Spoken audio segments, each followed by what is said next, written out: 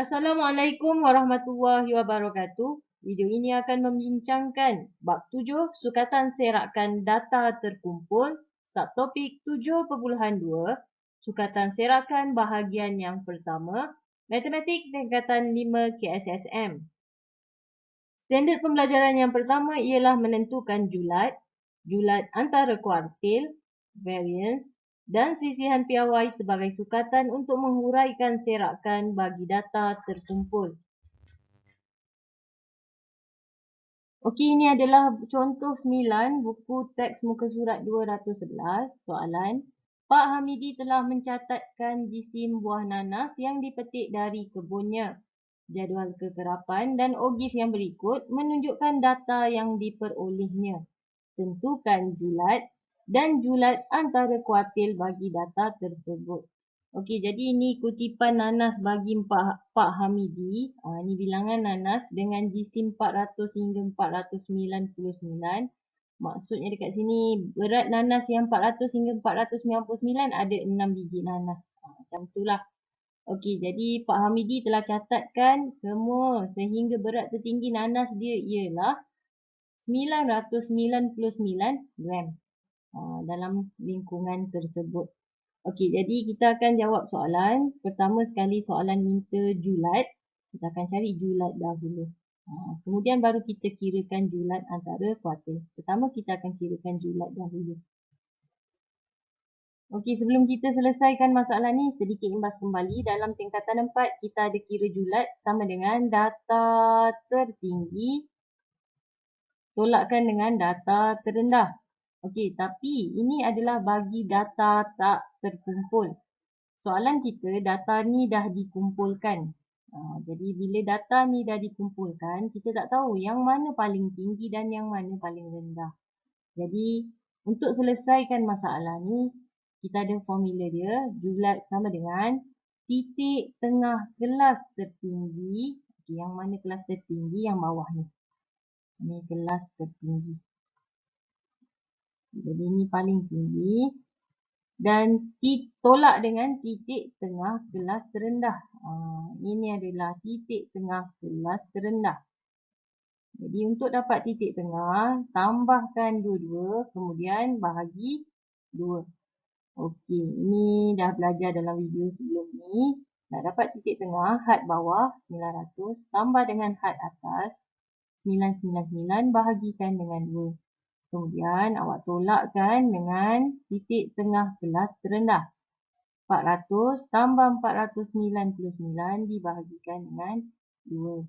Okey, tekan kalkulator. Kita akan dapat titik tengah dia 949.5. Tolak dengan 4, 49.5. Jawapan 500 gram. Okey, jadi ini adalah dia punya julat bagi data terkumpul. Kita akan selesaikan julat antara kuartil pula sebab soalan ada minta julat antara kuartil. Okey, jadi sedikit ulang kaji ringkas. Julat antara kuartil sama dengan kuartil ketiga tolakkan dengan kuartil pertama. Okey, jadi kalau awak tak ingat, cikgu tulis sikit. Ni dekat video sebelum ni ada tulis, ada terangkan. Untuk dapat kuartil ketiga, kita akan baca bacaan. Yang ke-3/4 darab dengan N. Okey, jadi untuk kuartil pertama pula, dia akan jadi 1/4 darab dengan N. Kita akan baca bacaan tu daripada graf. Okey, perhatikan. Jadi kita akan kirakan kuartil pertama dulu. Kuartil pertama pada kedudukan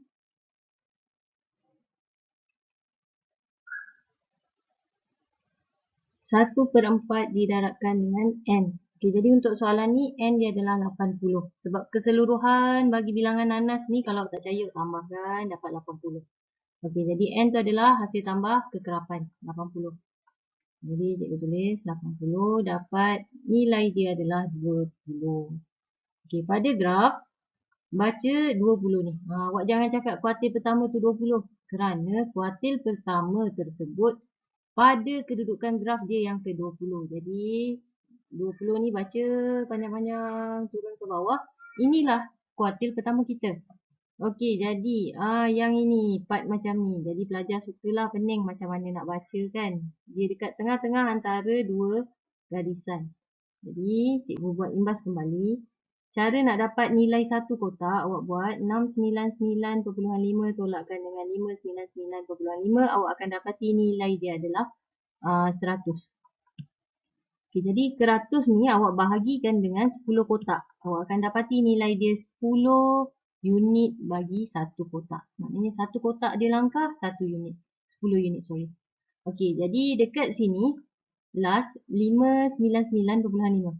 Okey, jadi tambah 10, dia akan duduk 609.5. Jadi kita punya bacaan dekat sini 609.5. Dekat sini pula 619.5. Sedangkan median, kuartil pertama kita dekat sini, tengah-tengah dia. Jadi apa awak perlu buat? Tambahkan dan bahagi 2. Jadi 609.5 tambah 619.5 dibahagikan dengan 2, awak akan dapat 614.5. Okey, jadi kuartil pertama kita, kuartil pertama sama dengan 614.5. Siap. Okey, jadi kita kira kuartil ketiga pula. Q3 sama dengan pada kedudukan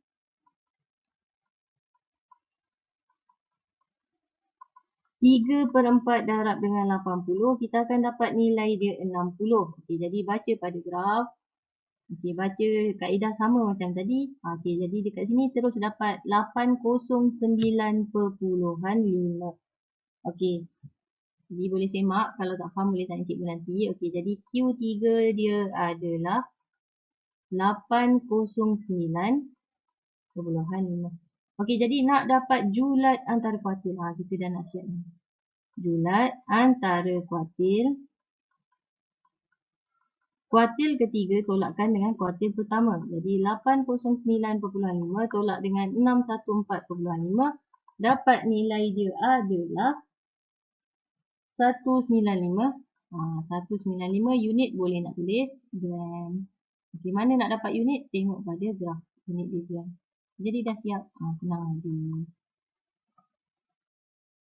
Jika tadi kita dah belajar tentang julat dan julat antara kuartil, sekarang kita akan masuk bahagian variance dan sisihan piawai.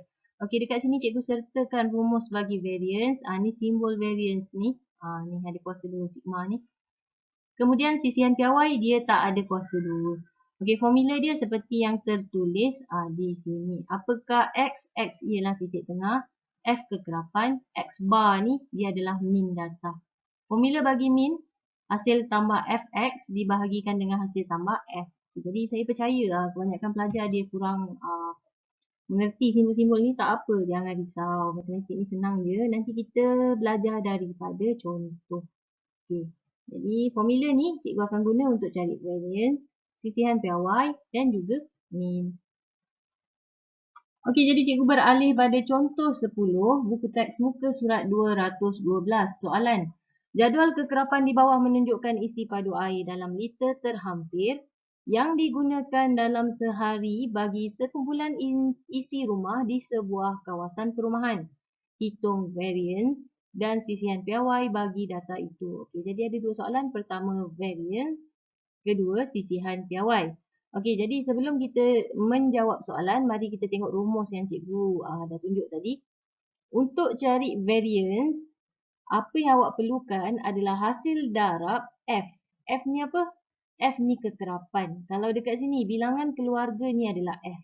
Dia adalah kekerapan. Bilangan ni adalah F. Didarabkan dengan X kuasa 2. X itu apa? Didarabkan dengan X kuasa 2. X itu ialah titik tengah bagi selang kelas. Kita ada selang kelas 150 hingga 159. Kita kena kirakan titik tengah dia. Jadi X itu ialah titik tengah. Jadi cikgu dah buat jadual kat bawah ni. Jadi hasil tambah EF tolak dengan X bar ni. Ini apa? Ini min. Formula min. Cikgu ada tunjuk tadi. Kita akan guna semua benda ni. Nak dapat semua data ni, cikgu keluarkan jadual dia. Okay, yang pertama kita nak fx kuasa 2. Ni dah ada fx kuasa 2. Kita nak EF, hasil tambah bagi kekerapan. Ini kekerapan, kita akan tambahkan bawah dia. Okey, jadi kita selesaikan sama-sama. Okey, jadi mula-mula, tengok baik-baik Mula-mula, selang kelas ni cikgu salin. Cikgu salin je semua selang kelas ni. Kekerapan, cikgu salin juga ikut selang kelas dia. Okey. Soalan nak hasil tambah kekerapan, EF. Jadi, cikgu ambil kalkulator, cikgu tambahkan semua kekerapan ni. Cikgu dapati nilai dia adalah 95. Jadi, dekat sini cikgu tulis EF, hasil tambah kekerapan. Ni cara bacanya ni, yang simbol depan ni adalah hasil tambah kekerapan. Ialah 95. Okey, jadi dah settle dekat situ. Untuk dapat titik tengah pula, apa yang perlu awak lakukan? Awak tambahkan had bawah dan had atas, kemudian bahagikan dengan 2. Okay, jadi kita akan dapat 154.5 Fx. Kita masuk bahagian kedua. Fx. Apa maksud dia? F ini didarabkan dengan X. Okay, jadi tekan saja kalkulator. 8 darab 154.5. Okey, akan dapat 1236. Ni maksudnya 8 darab 154.5 akan dapat 1236. Okey, seterusnya X kuasa 2. X kuasa 2 tu apa? X ialah titik tengah. Titik tengah awak kuasa 2 kan. Jadi 154.5 kuasa 2, awak akan dapat nilai dia adalah, ni panjang pula nak tulis. Ni kat sini ya. 23. Tekan je kalkulator, 23,870.25. Okey, seterusnya F X kuasa 2. F X kuasa 2. F ialah kekerapan. Kekerapan kita 8. Jadi kita pilih 8. Didarabkan dengan X kuasa 2. X kita 154.5.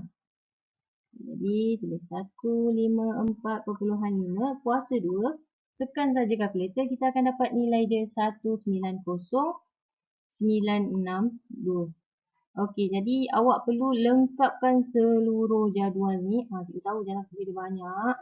Tapi tak apa, sebenarnya dia senang je. Awak follow aja. Titik tengah, tambahkan 2 ni, bahagi 2. Fx darabkan dua-dua titik tengah dengan kekerapan. Okey. X kuasa 2, titik tengah kuasa 2 kan. Fx kuasa 2.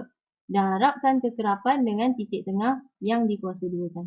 Okey, kenapa kita kira ni semua? Supaya kita boleh cari radius. Okey, jadi lengkapkan sekarang. Awak boleh pause video ni.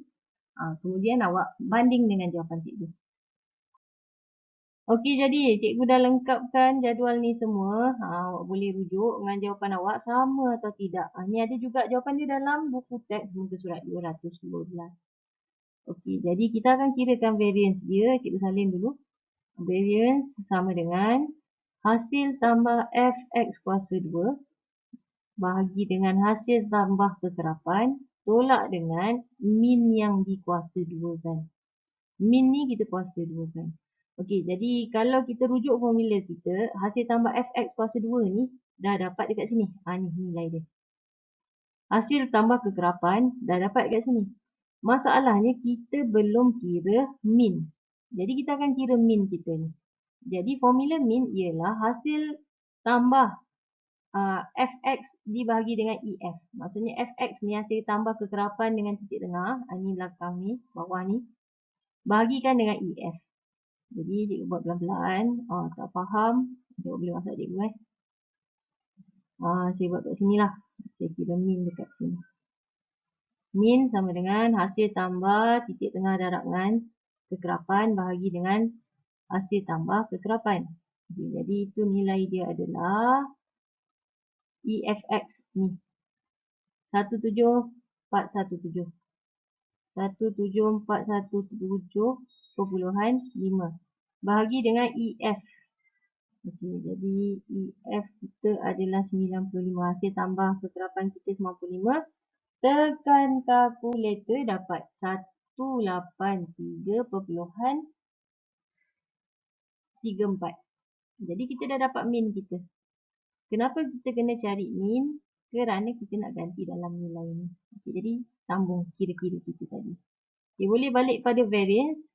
Okay, jadi nak dapat hasil tambah fx kuasa 2 dah ada dekat sini. Ni salin je.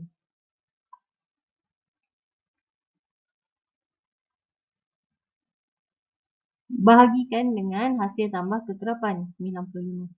Tolakkan dengan min yang baru kira tadi 183.34. Kuasa 2 kan dia. Sebab formula kita kata ada kuasa 2. Okay, jadi tekan kalkulator. Awak akan dapat nilai dia adalah 229.1856. 229.1856.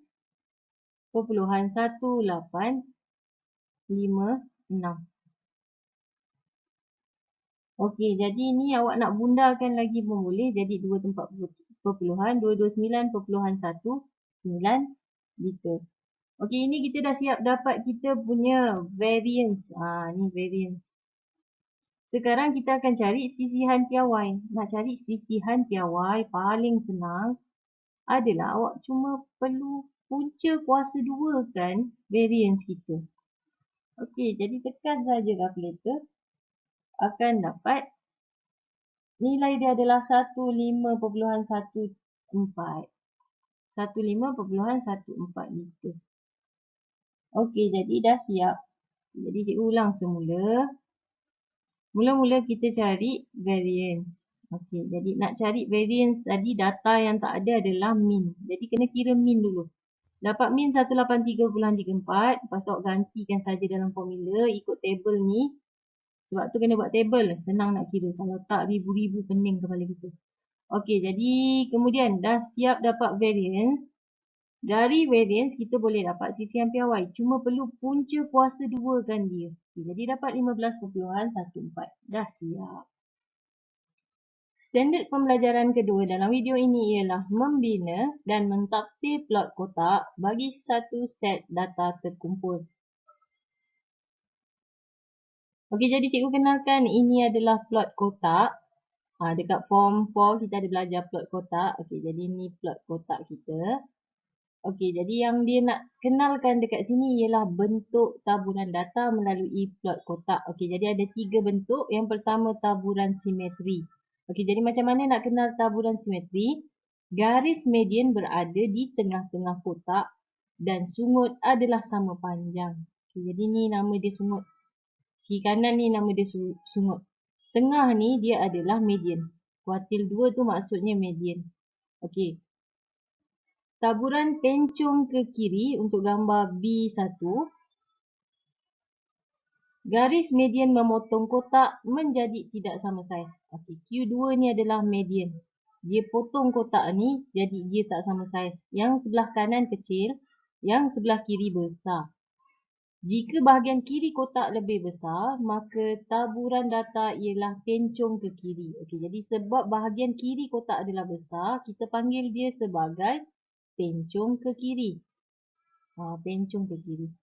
Okey, jadi bagi gambar B2 pula, dia akan pencung ke kanan sebab sebelah kanan kotak adalah lebih besar. Dekat sini. Okey. Sungut kiri dan sungut kanan mewakili skor di luar median. Jika kotak dibahagi dengan sama saiz, tetapi sungut kiri lebih panjang daripada sungut kanan, maka taburan pencung ke kiri atau sebaliknya. Okey, jadi apa yang dia cerita dekat sini? Inilah maksudnya. Okey, kalau dia dekat tengah-tengah median, kotak kanan dan kiri sama saiz, nama dia taburan simetri. Kalau median ini membahagi kotak sebelah kiri jadi lebih besar, dia akan nama pencung ke kiri. Okay, sebaliknya, jika median menyebabkan bahagian kotak sebelah kanan lebih besar, nama dia pencung ke kanan. Ini adalah contoh 11, buku teks muka surat 214, soalan. Ogif di sebelah menunjukkan jisim dalam gram bagi 90 biji belimbing yang dicatatkan. A. Bina satu plot kotak berdasarkan ogif tersebut. B. Seterusnya nyatakan bentuk taburan data tersebut. Okey, jadi soalan minta kita bina plot kotak. Jadi nak bina plot kotak ni, apa data yang kena ada, kita akan bincangkan. Baiklah, bagi membina plot kotak, sedikit ulang kaji ringkas. Kena ada kotak kan? Lepas tu dia ada sesungut dia. Jadi sesungut kanan kiri, setengah ada median. Okey, jadi kedudukan ni bergantung kepada graf yang kita peroleh. Jadi ni bentuk secara umumnya. Jadi cikgu kenalkan yang paling atas ni nama dia titik maksimum. Jadi cikgu buatkan sini adalah max. Max paling maksimum. Ini adalah min. Ini adalah kuartil pertama, kuartil kedua, kuartil ketiga. Jadi untuk bina plot kotak kena ada 5 data. Pertama minimum, maksimum, kuartil pertama, kuartil kedua, kuartil ketiga supaya kita boleh lukiskan plot kotak. Okey, jadi boleh rujuk gambar rajah di sebelah. Daripada OGIF nilai minimum kena baca paksi X dia. Minimum dia 80. Paling kurang orang dapat 80. Okey, jadi paling kurang jisim adalah 80 gram bagi belimbing tu. Jadi 80 itu adalah nilai paling minimum. Seterusnya nilai paling maksimum ialah 150 gram bagi belimbing. Jadi nilai minimum maksimum dah siap. Untuk kuartil pula, kuartil pertama 1/4 darab dengan 90. 90 ni nilai tertinggi bagi OGIF tu. Okey, jadi tekan kalkulator dapat 22.5. Okey, diingatkan 22.5 ini bukan kuartil dia. Kita kena baca daripada graf 22.5. Okay, jumpa graf turun ke bawah, nilai yang dapat ialah 116. Inilah kuartil dia. Kuartil pertama ialah 116. Okey, buat untuk kuartil kedua. Kuartil kedua juga dikenali sebagai median. Dia akan duduk tengah-tengah. Jadi median dia lepas pelajar kira, awak akan dapat 123. Dapat 45, baca 45, turun bawah dapat 123. Dan akhir sekali kuartil ke 3. 3/4 darab 90 dapat 67.5 di sini. Turun dapat 128. Okey, jadi dah ada data ni semua, kita akan lukiskan kita punya plot kotak. Untuk paksi X, paksi X dia akan sama dengan paksi X OGIF ni. Salin je. Jadi bawah ni mewakili jisim dalam unit gram. Jadi cikgu start dekat sini 80, 90, 100, 110, 120, 130, 140, 150. Okey, kemudian saya akan lukiskan dia punya nilai paling minimum. Okey, jadi nilai paling minimum di sini. Okay, jadi ini nilai paling minimum, nilai paling maksimum 150. Dia di sini. Jadi cikgu dah buat bulat tu. Okey, kemudian kita akan lukiskan kuartil pertama dia iaitu 116. Sampai sini 110, sampai sini 120. Ada 10 kotak. Kita tahu satu kotak tu satu unit. Okay, jadi 116 dia akan duduk 6 kotak lepas 110. Jadi lepas cikgu kira kedudukan dia adalah di sini. Okay, jadi situ 116. Lagi satu kuartil ketiga 128. Jadi 128, 8 kotak selepas 120. Okay, jadi ambil pembaris, sambungkan dia. Panjang-panjang. Jadi cikgu sambung panjang-panjang. Pakai baris cikgu ni tak pakai baris. Okay, lepas tu awak buatkan plot kotak dia. Dan tandakan median dia di mana. Median dia adalah 123. Jadi 123 dia duduk tengah-tengah. Bukan tengah-tengah. 3 kotak selepas 120. Okay, jadi inilah jawapan dia. Dah siap. 123. Jadi ni plot kotak kita. Soalan minta kita bina plot kotak. Dah siap tapi mesti pakai baris. Jangan ikut cikgu ni. Jadi kita tengok gambar yang pakai baris. Okey, ni gambar yang dah pakai tegak pakai baris. Macam ni lah gambar awak sepatutnya. Cantik macam ni. Okey, jadi soalan B. Seterusnya nyatakan bentuk taburan data tersebut. Bentuk taburan data kita dah belajar. Kena lihat dia punya median. Okey, jadi median dia di sini. Median ni akan membahagikan besar kotak tu. Jadi ni sebelah kiri, ni sebelah kanan. Jadi awak perhatikan kotak tu sebelah kanan dan kiri mana yang lagi besar. Sebelah kiri lebih besar kan? Jadi jawapan kita, data ini mempunyai taburan pencong ke kiri sebab bahagian kiri dia lebih besar. Kerana bahagian kiri plot kotak lebih besar daripada bahagian kanan plot kotak. Okey, jadi siaplah. Tamat video cikgu untuk kali ini. Terima kasih kerana menonton. Assalamualaikum warahmatullahi wabarakatuh.